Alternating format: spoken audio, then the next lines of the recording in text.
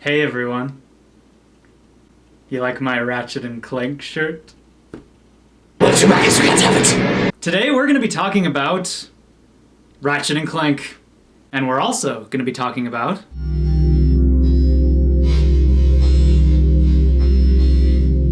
space. Outer space. The great, dark, inconceivable, infinitely filled vastness that surrounds us all. Made popular by Star Wars, Carl Sagan, and also cats.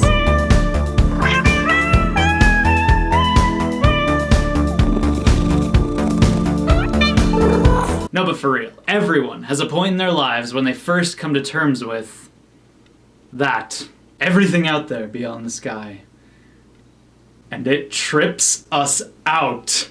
As kids, we were all taught about space in preschool or kindergarten. And we loved it. We thought it was awesome. And we said things like, "My favorite planet is Saturn." But after this, there comes a time later in our lives where we really grasp what space is. At some point when we're older, it suddenly hits us. Space is really there. That is a real photo of the sun. That is a real photo of a thing we saw and decided was a thing. That is a real photo of the universe. A tiny fraction of the universe. In this photo, every single light you see is not a sun, but a galaxy. Hundreds of billions of suns. We are undoubtedly unfathomably small, and just about everything around us is shrouded in endless possibility and darkness.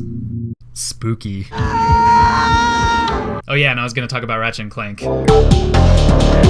Okay, so basically, here's where I'm going with all this. Most people have a point, usually when they're young, when they first really start thinking about space. Everything that's out there and everything that could be out there.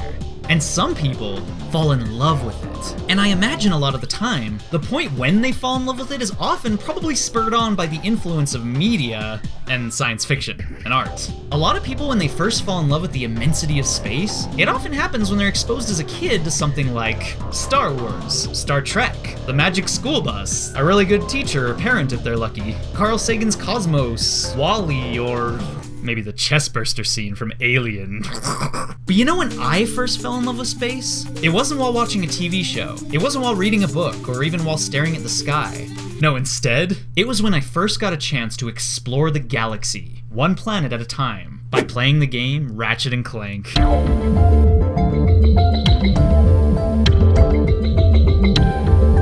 So Ratchet & Clank is a cartoony shoot-'em-up 3D action platformer PS2 game, released in 2002 and created by Spyro the Dragon developers Insomniac. It follows the story of a fuzzy Lombax named Ratchet, who meets a little robot named Clank. Together, they go on a big adventure to save the galaxy. And that's pretty much it. What a load of bullshit. Ratchet & Clank is remembered most for its silly characters, its goofy story, its iconic addicting fast-paced gameplay, its vast array of crazy gadgets, gizmos, and weapons, and of course the billions and billions of sequels and spin-offs that followed it. Oh, and there was also a remake and a movie.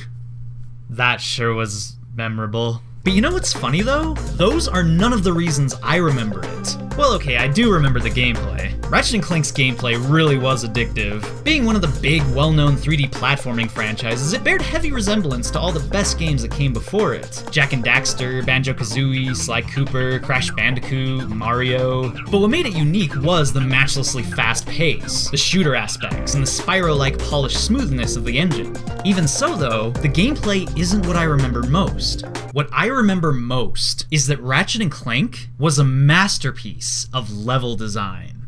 I mean, art design. I mean, environmental design. God, whatever. From the very first second you get to start moving in this game, you see a ton of wonderful things. First, you see an animated skyline, the cloudy horizon of a strange yellow-green alien world. You also see distant mountains, creatures flying around in the air, and strange cartoony sci-fi structures decorating the desert landscape.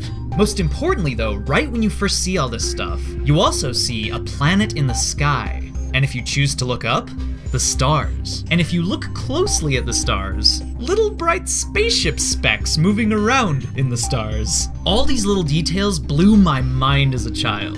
And that was just the beginning. So I agree to take you to this wherever it is, and you get my ship started for me? That is what I'm proposing. We get to explore space! Yes! Thank you, Clank. After you get through the first level and start making your way across the galaxy, you get to visit more planets. Every single one a new landscape, with new colors, new backdrops, and of course, new awesome music.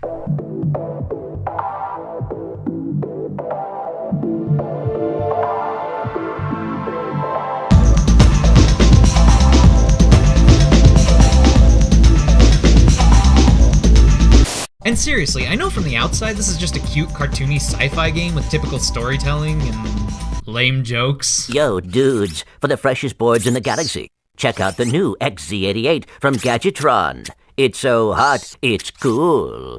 I think I got the wrong guy. But for me, just through the power of its level design alone, Ratchet & Clank was something more.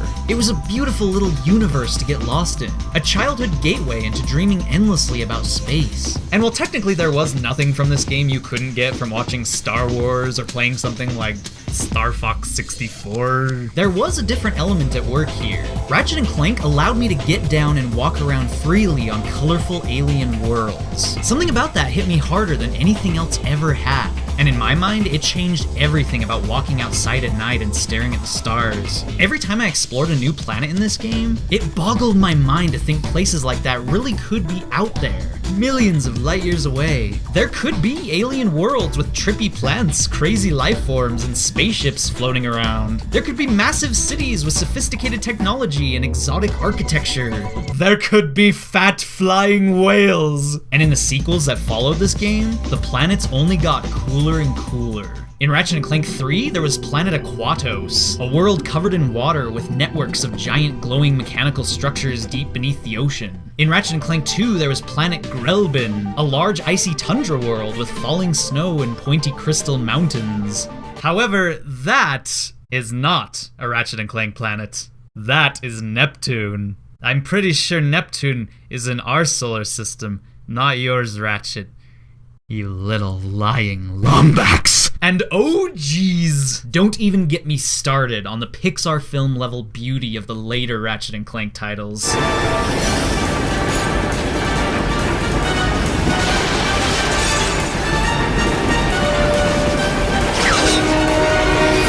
Like, do you see this? Do you see this art? This is just living, breathing art. Honestly, it just surprises me. It surprises me that these games aren't remembered more significantly for being visual wonders of world building. The same way, say, BioShock or Mario Galaxy were years later. To be fair though, I can think of a lot of games that didn't get the credit they deserve for being gorgeous and creative. So I don't know. All I know is someone out there, some few people out there, without even knowing it, strongly affected my childhood by putting their effort and imaginations into making some incredible fake little places for me to spend time inside. Every time I revisit these games, I feel like a child again, falling in love with space for the first time. Where am I going with all this? I don't know. Space is beautiful. Ratchet & Clank is beautiful. Stars and stardust are beautiful. It's beautiful that we are stardust, that scientists can trace our atoms to ancient stars that exploded long ago.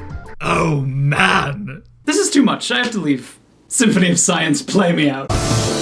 We are stardust in the highest exalted way, called by the universe, reaching out to the universe.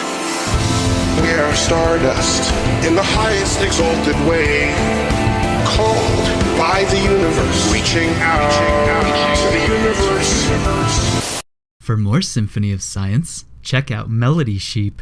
It is the best channel on all of YouTube because of Symphony of Science. Thanks for watching, I'm gonna leave now.